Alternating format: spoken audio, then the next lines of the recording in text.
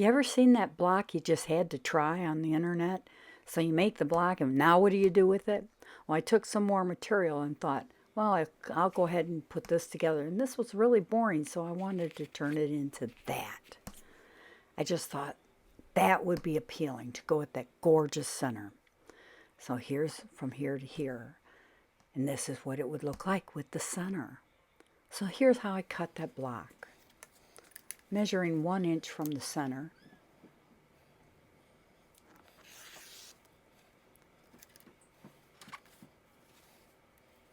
I cut it all 4 ways.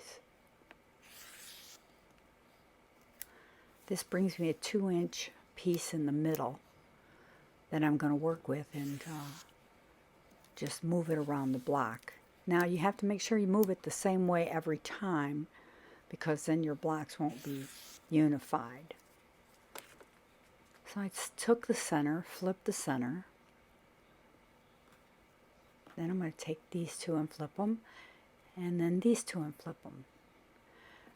Well, that leaves the ends coming to the center kind of not very straight, so I'm going to trim them up so they're nice and straight, and when I sew them together it'll be a whole lot cleaner.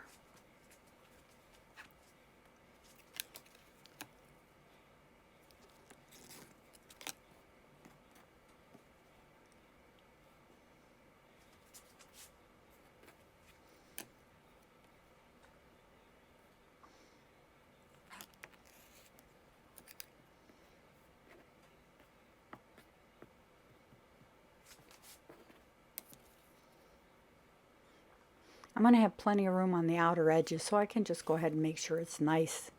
Even if it's a little bit off, it just makes it cleaner when you put it together and square them off. So I'm going to go real quick here and show you. I'm going to sew it together, run it real fast. I'm in fast motion here on this to get through this. Everybody knows how to sew. But I leave it on the board to make sure that I put them together correctly, and as you can see, I go ahead and make sure that I put them together really nice so that I have some nice straight lines.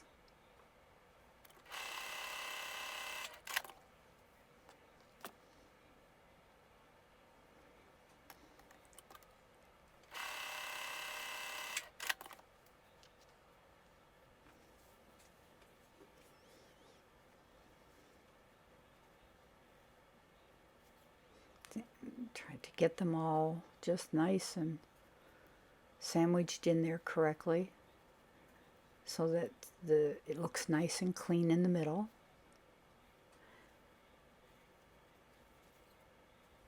Now the edges aren't going to matter so much because we're going to square this off a little bit more. We're going to take it to an 8-inch block is what the completed block is going to be. I started off with 5-inch squares.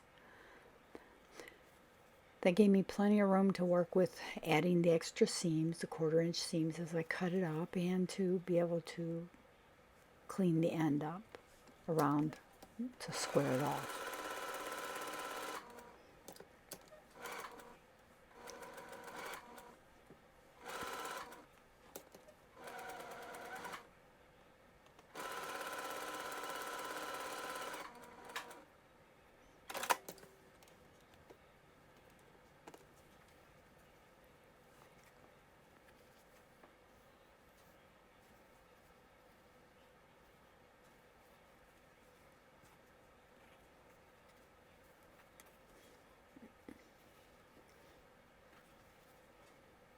I always have a tendency to make sure that I lay everything out and keep it laid out so that I don't lose what direction I'm going. You ever sewed something together and you're like, oh my gosh, I sewed it the wrong direction. Then you got to go take it apart and then put it all back together again. I've done that more than once, and so I've gotten to the point where a lot of times if I'm working with a piece, I keep it laid down like that so I don't lose my sense of direction. And as I said, on the ends, it's not going to match up. As you can see, I'm not really concerned with that point. I'm more concerned with getting the centers matched up and not the ends. Because here we have it's off quite a bit on that end there. But we're going to square it all off at 8 inches, so you can be a little off just in the center where it's the most important. That's why I use 3 pins rather than 2 pins or 1. That way I can just get it right through there and all my points are going to meet.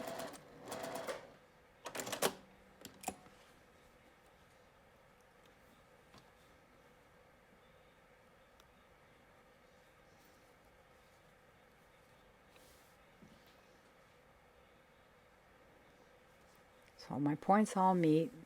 You can see that I'm not really concerned with the outer edges. Then I press it down, and I'll get it all pressed down. You can see how.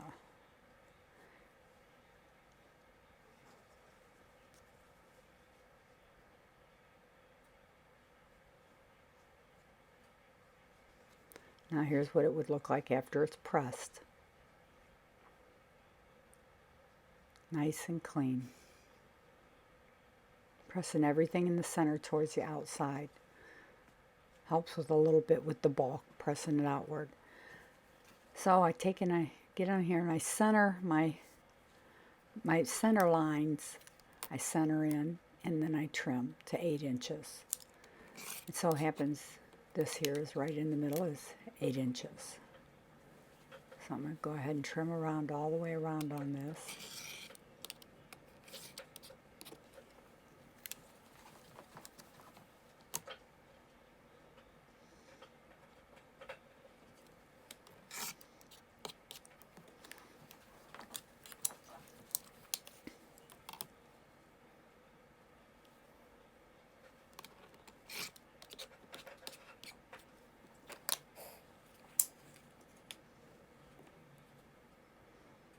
There, a nice trimmed squared block. So from this to this, such a difference. That will make that block that I made really stand out. Thanks for joining me. Bye. Just imagine.